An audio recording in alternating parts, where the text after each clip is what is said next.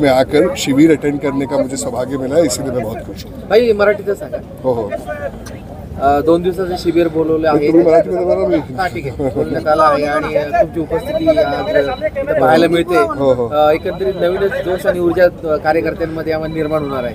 नाही, नक्कीच जोश पण आहे, ऊर्जा पण आहे आणि बीएमसी इलेक्शन मद्देनज़र रखकर थोड़े महीनों में बीएमसी इलेक्शन पर आने वाला है, तो उस पर भी चर्चा होगी और मुझे यकीन है कि हम सब मिलकर राष्ट्रवादी कांग्रेस पार्टी का झंडा बीएमसी और मुंबई में जरूर लहराएंगे. सर, एकंदरीत 227 वॉर्ड आहेत मुंबई महानगरपालिकेमध्ये आणि तुम्ही खरं तर या संपूर्ण मुंबई महानगरपालिकेच्या निवडणुकीमध्ये राष्ट्रवादी काँग्रेस पक्ष हा स्वबळावरती लढणार आहे का? कारण की नवाब मलिक यांनी नारा दिलेला होता की भाजप जर आपल्याला ऐकत नसेल तर आपल्याला स्वबळाचा नारा कुठेतरी द्यावा लागेल. देखिए, राष्ट्रवादी कांग्रेस पार्टी खुद अपने बल पर पूरे 227 सीट लड़ने के लिए तैयारी रखती है और मुझे लगता है कि अलायंस करना या ना करना ये वरिष्ठों के ऊपर है, पर हम जो राष्ट्रवादी कांग्रेस पार्टी के जो कार्यकर्ता है, हम पूरी तैयारी रखते हैं कि 227 में से पूरी सीट हम लड़े और ज़रूर जीते.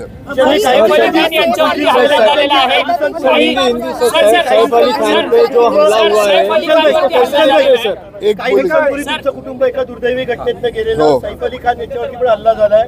थेट पाकिस्तानवरनं सुद्धा ट्विट केली जातात की भारतामध्ये मुस्लिम नेते किंवा मुस्लिम कलाकार सुरक्षित नाहीयेत.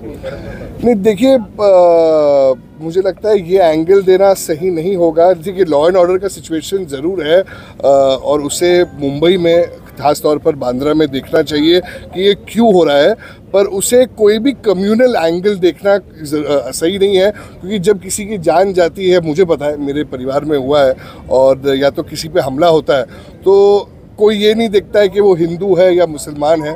तो मुझे लगता है इसमें कम्युनल एंगल नहीं देना चाहिए. सिर्फ ये देखना चाहिए कि देश का हर एक नागरिक, उसकी सुरक्षा होनी चाहिए और law and order situation maintain होना चाहिए पूरे भारत में. तुम्हाला वाटत नाही का मुंबईचा लॉ एंड ऑर्डर हे बिघडलेलं आहे? नक्कीच आप सही बोल रहे हो कि व्यवस्था जो लॉ एंड ऑर्डर की थी, जैसे हम पैदा हुए बांद्रा में, मुंबई में, और हमने देखा है पहले जैसा था वैसा अभी नहीं है, और बहुत सारे लोग अब जाके इसके ऊपर आवाज़ उठा भी रहे हैं. और मुझे लगता है लॉ एंड ऑर्डर सिचुएशन के बारे में कुछ ज़रूर करना चाहिए, और मुझे यकीन है कि जो हमारी सरकार है और आदरणीय गृह मंत्री और मुख्यमंत्री साहब है, इस पर कठोर से कठोर कदम उठाएंगे. सैफ अली खान उन कुटुंबाशी काही बातचीत झाली तुमची या काळामध्ये?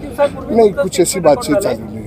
दिशाजी, तुमचं स्टेटमेंट रेकॉर्ड झालेलं आहे. स्टेटमेंटमध्ये काही बिल्डरांचं तुम्ही नाव घेतलंय अशी देखील माहिती मिळते. कोण आहे ते बिल्डर? नाही, तुम्ही बघा, स्टेटमेंटमध्ये सर्व फैक्ट्स आहे आणि मैंने जब मुझे मुंबई पुलिस ने पूछा कि आपको किस किस पे शक है, तो मैंने और मेरी परिवार ने सारी चीज़ें स्पष्टता में मुंबई पुलिस को बताई है.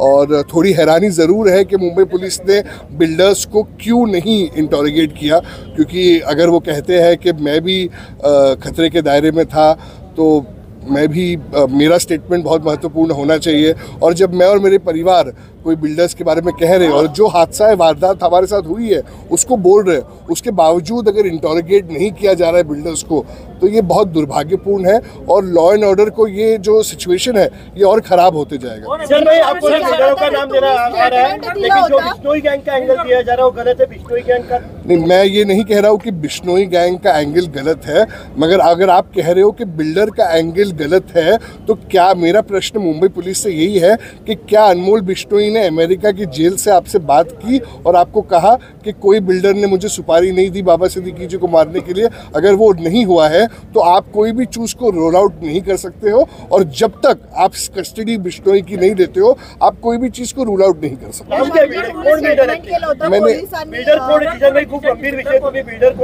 देखिए, मैंने बिल्डर्स के नाम मुंबई पुलिस को दिए हैं. वो मेरे, अगर आप जब चार्जशीट आएगी तो आप देख सकते हो कि चार्जशीट में भी आएगी.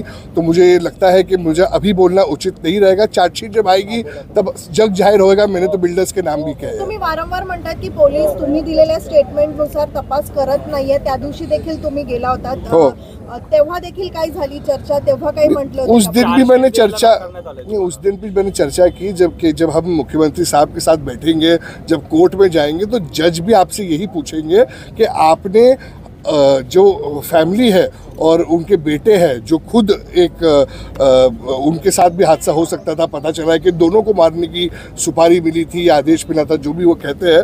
तो जब मुझे कुछ शक है और ऐसे फ़ोन पे कॉन्वर्सेशंस हुए थे, बहुत सारे वाक्य हैं जो मैंने पुलिस को कहे हैं, बहुत सारे प्रूफ्स हैं जो मैंने उनको दिए हैं, उसके बाद भी अगर वो बिल्डर्स को इंटरोगेट नहीं करते हैं तो मुझे लगता है इस शहर में लोगों का लॉ एंड ऑर्डर से विश्वास उठ जाएगा। क्योंकि कल को कुछ भी रहा, जैसे कल भी एक हादसा हुआ था, ऐसा ना हो कि आगे भी कोई हादसा हो और सिर्फ ब्लेम दिया जाए बिश्नोई पे, तो ऐसा मुंबई का लॉ एंड ऑर्डर सिच्युएशन खराब होते जाए। जिशन सर, बँड्रा अनसेफ झालंय का? कारण की सातत्याने एक एक घटना होताना पाहायला मिळतात। सलमान खानच्या घरी जिस गोळीबार बँड्रा में हम पैदा हुए थे, जिस बँड्रा में हमने हमारा बचपन बिताया है, उस बँड्रा और अब इस बँड्रा में बहुत फ़र्क है।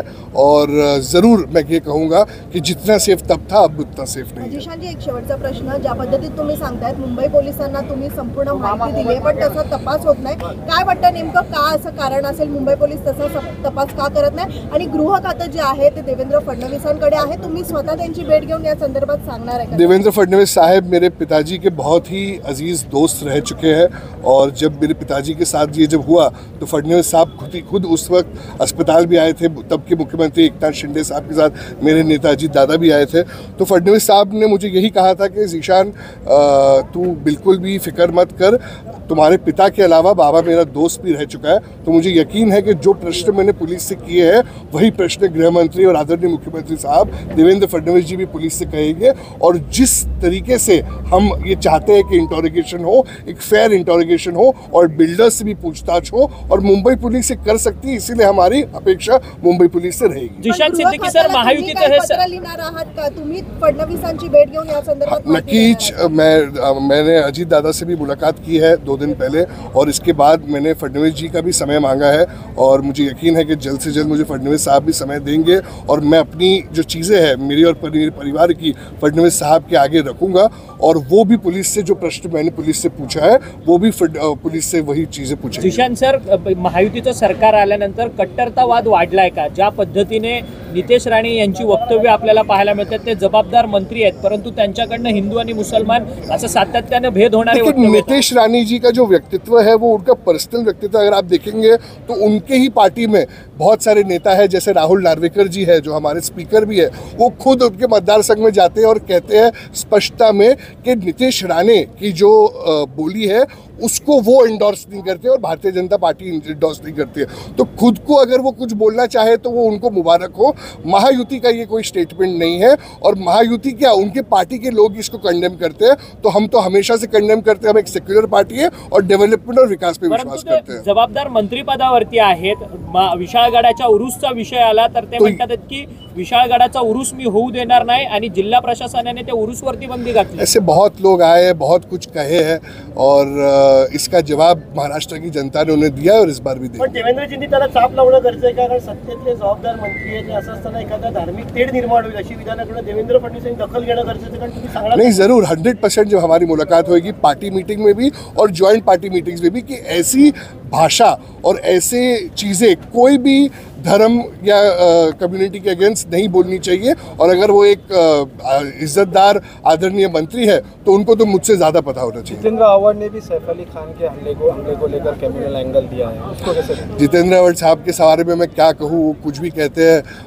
वो एक संजय राउत जी है और एक जितेंद्र अवार्ड जी है, कुछ भी कहते हैं, तो उनको मैं सीरियसली लेता नहीं हूँ। ठीक है, धन्यवाद।